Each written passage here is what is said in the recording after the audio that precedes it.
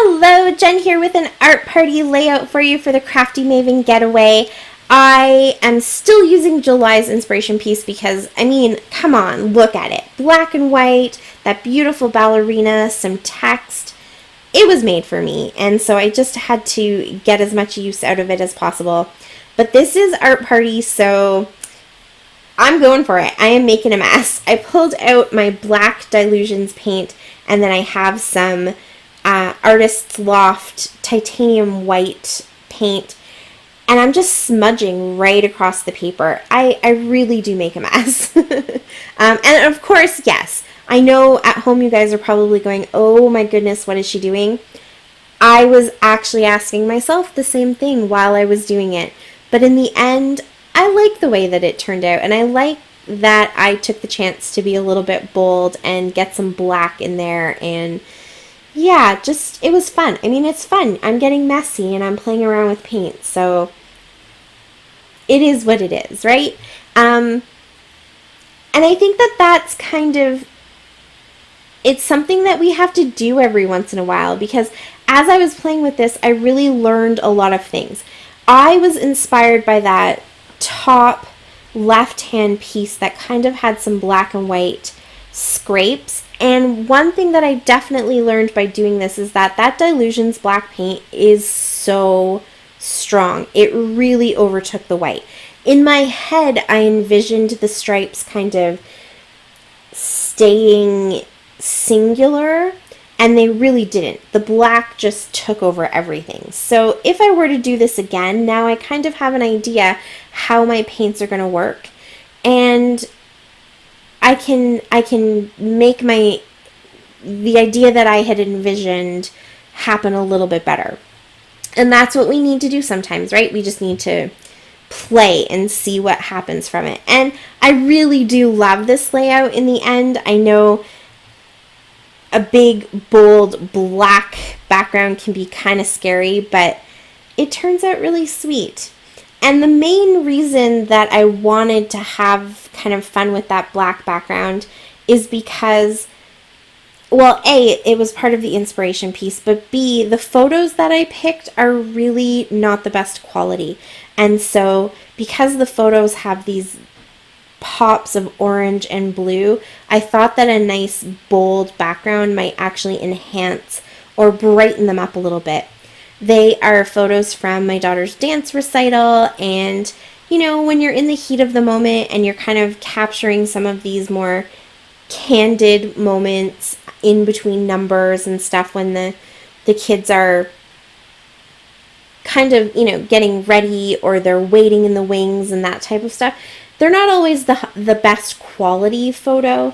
And so these ones definitely are a little bit dark, and I wasn't thinking about composition and lighting and all that stuff when I was taking these pictures with my cell phone. I was thinking about capturing these moments between my daughter and her dance friends and how sweet it was.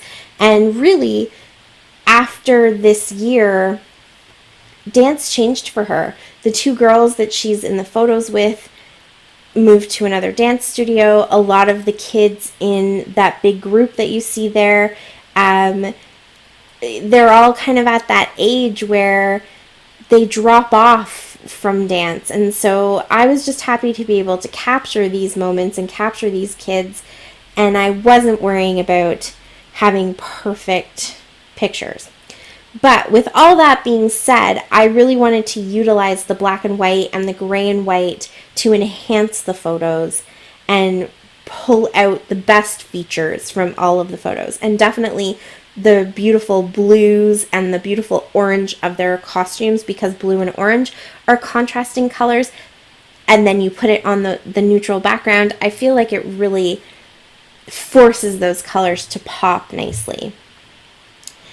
And then I made some layers. So while my crazy background is drying, you saw me just putting together a few pieces of 6x6 paper, just kind of building up some layers. I really love how that gray takes everything down a notch. It just calms everything. The text paper is perfect for the inspiration piece because it brings in some of that text that you see behind that ballerina's silhouette. I really wish that I had an actual silhouette of my daughter in her point shoes. I don't. And after seeing this inspiration piece, it's my plan this year to get a couple of pictures like that. Just sneak in one day after ballet when everyone's going home and see if I can take a couple of really nice shots of her. So, but I didn't have any of those right now, so these little ballet photos have to do. But I just really wanted to have the text in there, and I was excited to be able to kind of do it behind the photos, just like in that inspiration piece. And I can't remember, I know I've showed this 6x6 pad before, or it's not a pad, it was just individual papers. I can't remember who makes it. I got it a couple of years ago. It's actually on one side, you see the patterns. So there's some flower patterns, text, a bunch of different stripes. I think there's some polka dots. There's maybe 6 different patterns, and I think I got 3 pieces of each or 4 pieces of each. But on the other side, there's little blank spaces on each paper, and it came with 2 stencils that line up with those blank spaces, and they're those big flowers, kind of like the flowers you see in the paper that has the flowers on it. And so the point is that you line up the stencil with the blank spaces on the paper, and then you can fill in the stencils. So one stencil is just the main shape of the flower, and the other stencil is the little details of the flower. So it's kind of cool. I haven't actually used the stencils yet. I've always just used the pattern sides, but it was kind of, I liked the idea of it, so I grabbed it. I think it was on clearance at the Great Canadian Scrapbook Carnival. So I grabbed it, but the gray and white has definitely come in handy. I've used quite a few of the papers. So there you can see I built 3 little clusters. I used the All Hearts puffy stickers and the All Hearts sticker 6x12 sticker sheets, and I just pulled out the black and white ones. So there was some black and white bobby pins, which I thought was perfect. I didn't know when else I would ever use bobby pins, so that worked out really well. And then some teeny tiny little black and white puffy stars, and then that word love and a black and white camera, and then a couple of other stars from the sticker sheet.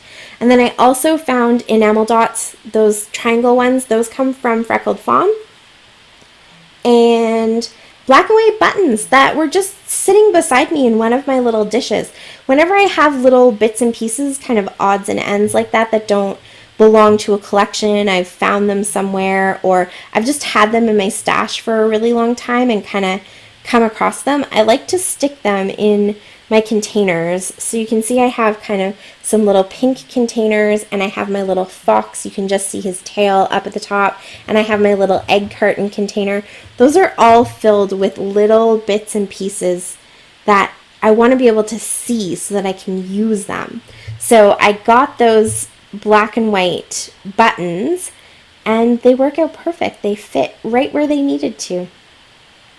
And I also used that word friends from that thicker, foam thicker sheet. So I think my title is going to say Dance Friends. So I added a second layer of paint onto my background. You saw I just splattered some white paint, did a few extra lines, just trying to draw out some more of that white. And while that dries, I'm just going to finish my title. Those are Stampin' Up! Thickers that just came in one of their, they don't call it Project Life. I can't remember what they call their version of Project Life, but it's probably 5 years old.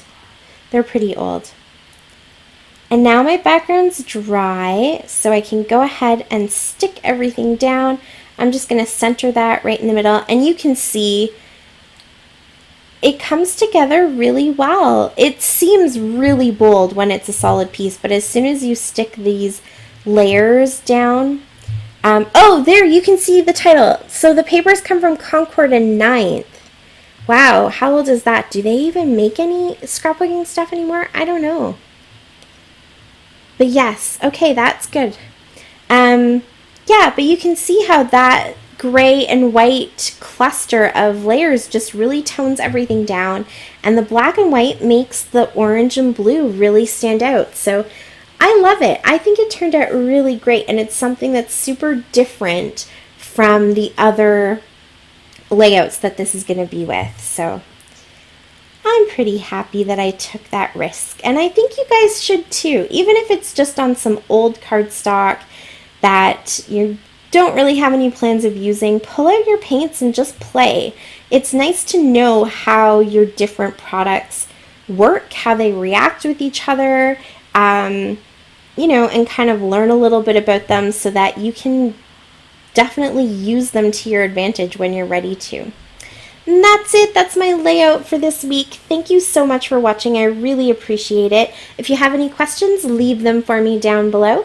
And until next time, happy scrapping. Bye.